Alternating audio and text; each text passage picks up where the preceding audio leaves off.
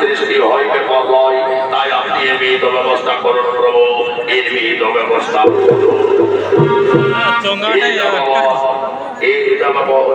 চিন্তিত আর নাই কোনো কারণ। আমি আমার সুদর্শন চক্র দিয়া সতীর নাই কোনো চিন্তার কারণ।